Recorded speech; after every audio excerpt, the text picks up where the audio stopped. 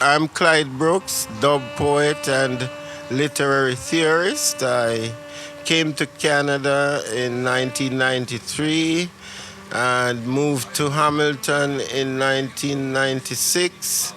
My friend Duncan Cookshank, my book, My Best Friend is White, is titled in honor of. He heard me at an open mic and he said, Clyde, you need your own show. Let's find you a place. And we literally started from the edge of Hamilton, which is Dundas. And we checked all the way through and we got various different variations of rejections. Polite, impolite, see you later, whatever. And we're at Hess Village and Duncan says, you know what? I know a place where if it doesn't happen there, I think it's not going to happen in Hamilton. And we drove to somewhere in Barton, somewhere on Barton Street, Gallery 435. And I walked in, and Duncan is like, oh, here's this guy. And it's just all white people doing their thing. And Duncan is like, oh, here's this guy from Jamaica. He says he's a poet, man. He's tough. He's like, wow, you got to hear him. And they're like, okay, we're not doing anything else. There's a stage. You're a poet. Let's hear you. Seriously. And I just, yeah, man, me this, yo, wagwan, and so forth, so on, and we went on for about 2 hours, because I called up people off the floor and, say, help me with this, whatever. You know my style. And they're like, what Friday is this? We say it's the fourth Friday. They say, okay, let's have this every fourth Friday. And we ran that for 3 years and we had so many exciting things, so many moments of just what I call neo-literature, where we blended rock, art, dance. Like, we got people who never thought they had a poet inside them, to come up on stage, use props. Even the owner, he did a great Milton Akon impersonation, which is now still being talked about some 20 odd years later. I've watched like a set of people, including Ellis. I've watched their art grow from when there were just only a few, like especially in visual arts, only a few very outstanding people, like the late Conrad Fury, for example, one comes to mind who he leaped out. There was Bill Powell, and there was Bryce Canberra, and there was the Tiger Group. Zena eventually became part of the art crawl movement. Cynthia Hill, she was down at 435. They used to do a thing called the Running Brides. That's kind of like the transition. You had people like Duncan Cruikshank. You had Jeff Bush, who was there too, got the idea to start a photography studio. Because Ellis ran his gallery in such a spontaneous, almost ad hoc way, but he always had exhibitions every month, and it was always open. We had the first Black History Month event there with dub poet Michael St. George, Sharon Musgrave. That was a beautiful moment. So many things happened there that show the possibility of how art can cut across barriers. And Barton Street provided the freedom to do that because it's a working class era. Art does not occur if artistic energy is not harnessed or unleashed. So, you know what I mean? Once it is harnessed and unleashed, people feel the art. And it's that energy, I'm saying, that was incubated underground there in Barton, as far as my personal experience is concerned. And that is very important. So Barton is not only a relic of the past, it is the foundation of the future. you know, you know, and it has the possibilities. We see the future of Barton.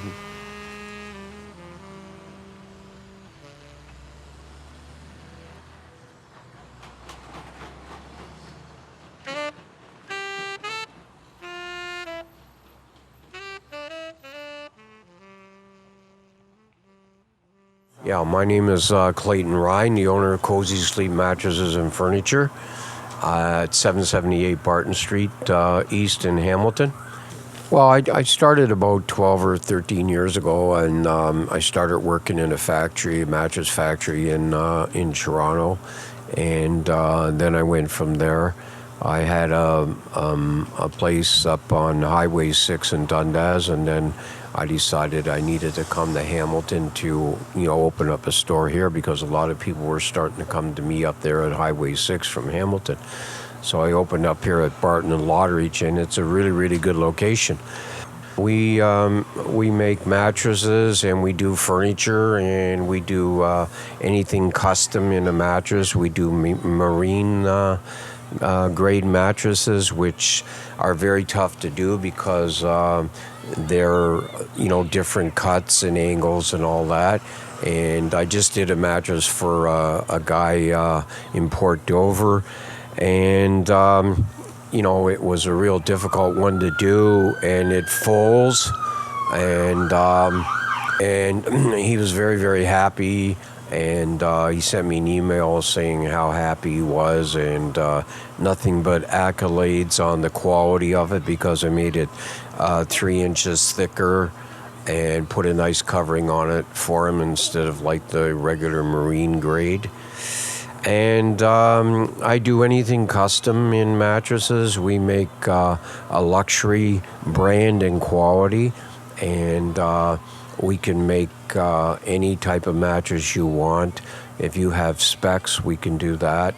Our luxury quality mattress, we have Royal Riviera, which is second to none. And we do the same quality stuff that the Brick does and Leon's does, and we can do the same stuff Sleep Country makes, and at about half the price.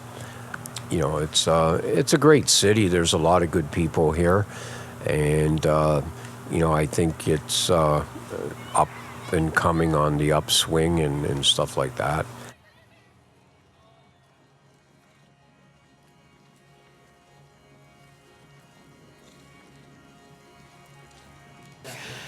My name is Mary McGowan. My brother David and I ran a bookstore in Toronto for 4 years, but we didn't own the building. We rented it, and after our lease, our 4-year lease was running out, the landlord indicated that he was going to put the rent up 25%. And since we already felt that we were largely working to pay the rent, we just weren't prepared to do the extra. So we had heard really, really good things about the rejuvenation of Hamilton. We drove down and drove around and had dinner in a couple of places and decided we really liked it. We liked the feeling. We loved the fact that you could get from one point to another, like along King Street or Main Street without ever hitting a light. We thought that was great because the traffic in Toronto is crazy. So we started then looking for real estate, and we found like the absolute best bargains. Real estate bargains are on Barton. And when you think about it, it does make sense because the buildings are old, like 100-ish years old. They're absolutely solid. Like if they haven't shifted in 100 years, they're not going to shift in the next 200. And like the building inspection hardly was, they were picking at these little teeny weeny things. So it means that the building was really sound. And so we bought the building and opened our bookstore on 6th of June. And shortly we will have a sign on the building. We haven't quite got that yet. We are getting a website designed. It's just a wonderful thing about neighborhood. At the 541 Eatery, we met this nice young man who had just come back from traveling with his wife, and he's a web designer, social media guru, and so he's going to be working with us for a couple of months, teaching us how to use social media. That's the neighborhood thing. That's finding somebody on the street, interacting with them, and connections are made. And all along Barton Street, there are areas where you can really feel the change happening.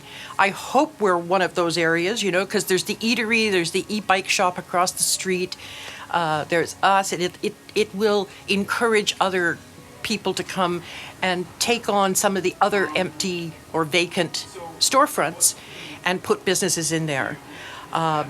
I was in Dundas not long ago, and I noticed that there were 3 dress shops in a row. And I think, how cool is that? Yeah, people go to the mall for their clothing. They go to the big box stores. Those lovely little shops that specialize, that, they're the ones who give you the attention. And I would expect that some of those are designer shops, so that the person that is doing the dresses, designed them or sewed them or whatever.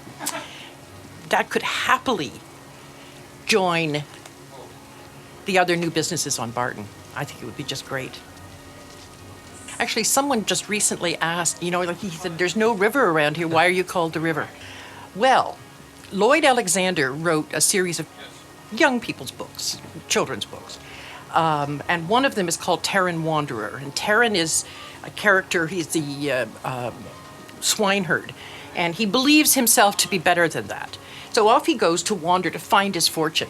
And he comes to this guy who is dressed in all sorts of bits and pieces, and he lives in a house that's all assembled from bits and pieces. And the man says, well, I have a net out into the river. And what comes floating down the river that I need, I take. And what I don't need, I put into the river, and it'll float down to someone who does need it.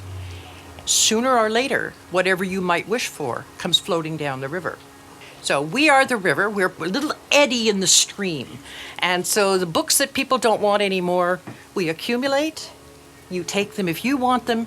You bring us what you don't want, and it circulates. So that's why we're called the river.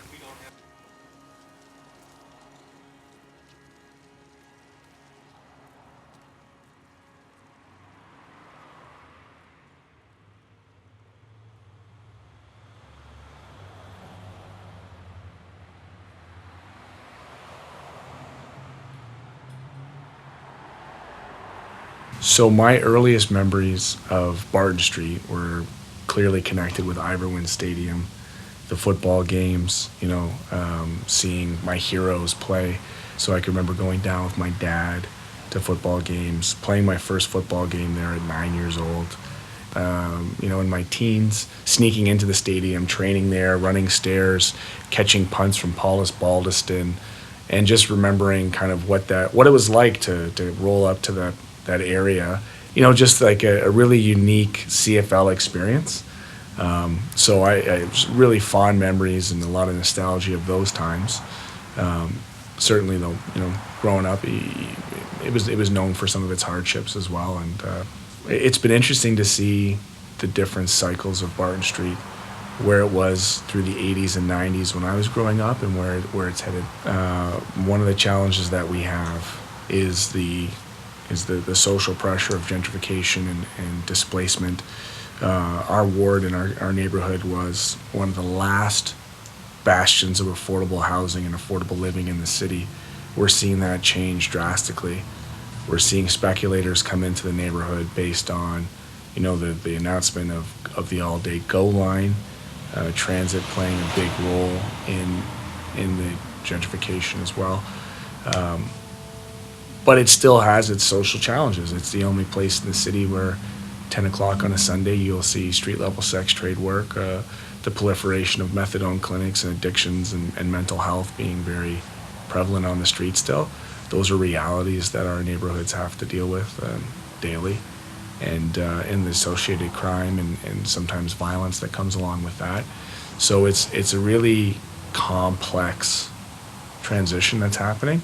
We're seeing people come in from all over, not just Toronto, but when I campaigned and canvassed, I met people from Victoria, from Edmonton, from Kitchener, from all over the country that are moving in to the neighborhood, this kind of creative class, Richard Florida creative class, adding a tremendous amount of value in terms of what they're bringing from a creative standpoint, from what they're adding to our fabric and our culture for events and music and just arts. But it's also driving the house prices up, because when people sell their properties in Toronto and move to Hamilton on what I call kind of a lifestyle arbitrage, they're buying properties for like $100,000 over ask. And for locals, for people like myself and yourself, born and raised in Hamilton, it's going to make it an increasing social and economic pressure for us to live in our own neighborhoods. So as I had mentioned kind of during my campaign, was that nobody knows the challenges of our neighborhood better than those of us who live there. So we in the past have been studied to death, all the sociologists, all the economics, coming into our neighborhood, stating the obvious, was that poverty was present, crime was present, addictions were present, unemployment. The fact is that even with heavy agencies present, there was never any real lasting sustainable solutions. So what neighborhood action strategies did was put the onus and the responsibility and the leadership back on the communities to create resident-led solutions. Why I say all that is to say that this is not something I have to take on as a burden by myself as a councillor. That leadership in our ward is going to be shared by the many. We have literally hundreds of people working in our neighborhood to turn it around. Things aren't happening to us, we are making things happen in our neighborhood. That's the great news. Big up to all the small business mom and pop shops. Big up to the new entrepreneurs who are putting their money where their mouth is and opening up small businesses on the street. Big up to the residents in the neighborhoods who are creating the vibrancy, the cultural vibrancy in the festivals and the parks and the arts and the programs that are happening there. The resident-led neighborhood initiatives on cleaning up our own alleys and really reclaiming our street. I would be the first to admit this will not be a quick process. There will be no one project that will turn our neighborhood around. It's going to come from dozens and dozens and dozens of people and projects, that small incremental steps that over the next 5 or 10 years will have a tremendous impact on that neighborhood.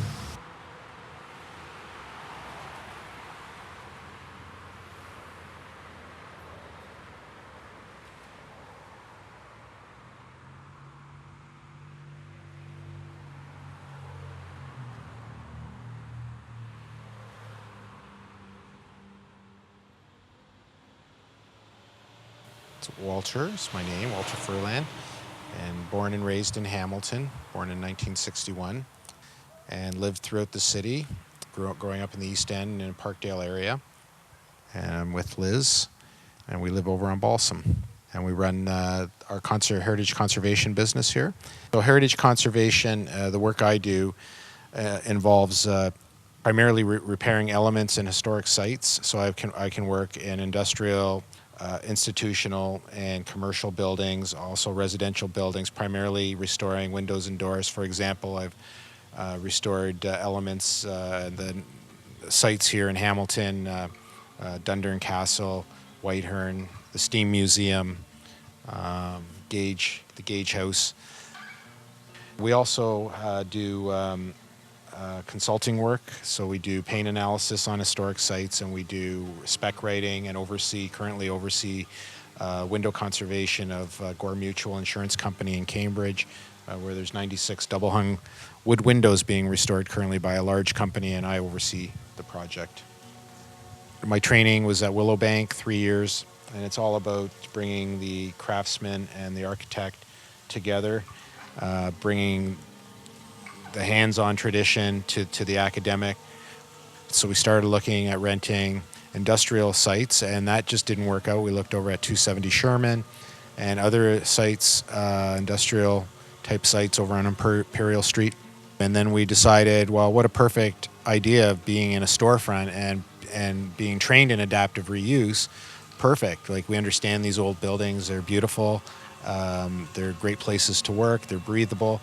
So we thought, geez, let's come here, and we had a good feeling for the community because it was so diverse and there was so much character.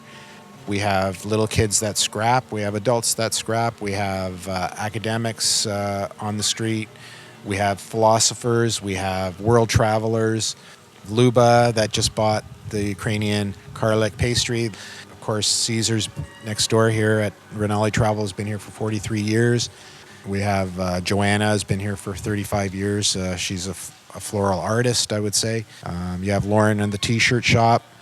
He's an anchor over there. He's the center of his little block over there, as we sort of like we're doing here. It's a beautiful neighborhood for that reason, and we find that if we respect the people, they give back. They give back in their own ways.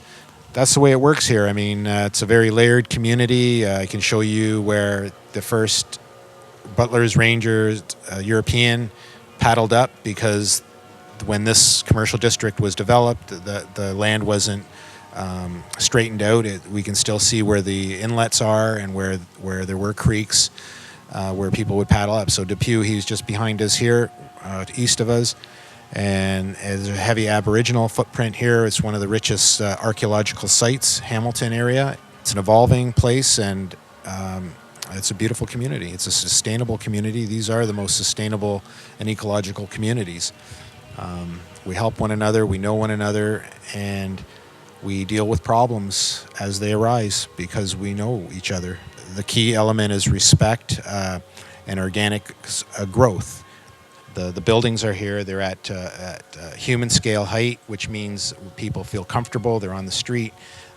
That was purposely designed that way by architects, by designers who understood human needs, streets, cities for people, and what those needs entailed. And so the manifestation of that is what you see on all from Barton Street, I would say from Lottridge down to the hospital at Victoria. It's all there. And so we just need to, find some uses and celebrate these wonderful places here. This is the last authentic community in Hamilton, I believe, that has its authenticity still here. Let's just let that flourish. Just keep it and value that, because once it's gone forever.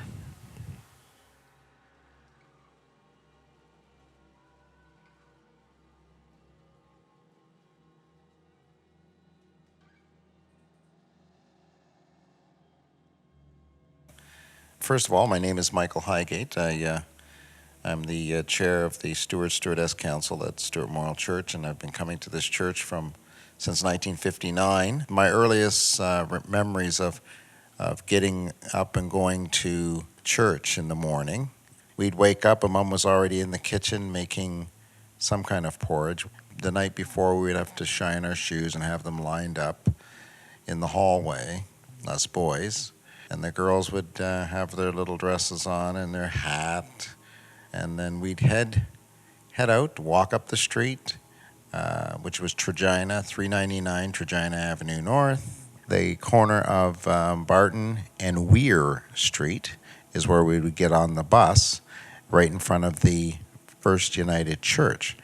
So we'd get on this bus, and I can remember going up, I think it was 4 steps, and the first step when we were little was so high to get up. They didn't have buses that shrink down. And the neat thing about the Barton Street buses being electric, it's such a smooth ride, and just had a whole different ambiance to it. The seats were huge. I mean, we could sit sideways and almost be a little bed. They were so big, they would seat 4 people across. Some of the things that we would see, it seemed to take a long time, but it really wasn't. But when you get to be an adult, everything's a blur. But when you're a child, everything is longer. And one of the big deals was the what they called back then the Greater Hamilton Shopping Center, and that went from Kenilworth to Ottawa. And then on the other side of the street, you would see on Kenilworth, there was Pollock's Grocery. Well, Pollock's would be like a Loblaws or like a Food Basics. That was where you went if you wanted inexpensive things, and you were just kind of last minute. And back then, it was Simpson Sears at the other end at Ottawa, where we used to go to get our groceries, was the Dominion store. But it was kind of neat because the Center Mall also at Barton Street, on Saturdays they would have the farmers market. It was an open market, so it was all the farmers and that they would set up, and by the time you got there at 8 o'clock or whatever, and you had fresh produce from the local market and farmers, whether it was cheese or whatever. Really good food. I remember back then, food was totally different than it is now. And then we continue on, and then we'd go over the little bridge. Now, this was kind of interesting. At Wellington Avenue, Wellington and Barton, there's a little bridge, and I can always remember that. It seemed like now it's just like a blip when you're driving today, but back then it was a big deal, because this big long bus going up and down, and we always look forward to that. A little thrill when you were a kid. Then we'd continue on, and the bus went all the way down to James Street and made a left there, went up James to, I'm trying to think, I think it was King William, yes, and made a left there, and then there was a street there, I think it's Houston, where they had a Kresge's. That's where we got off. We would get to Cannon Street, make a right, and I can always remember this because you could smell, it was a fish market there. It was like, whoa. So we'd all hold our noses as we walked by there until we could breathe again. And we get to John Street and then make a right-hand turn and walk up to the church. The whole atmosphere back then was everybody could go along, get along, and we all had food to eat. We never leave anybody behind. Different credo than we have today. Such a loving, wholesome environment to grow up in where you knew you were safe, you knew you were loved.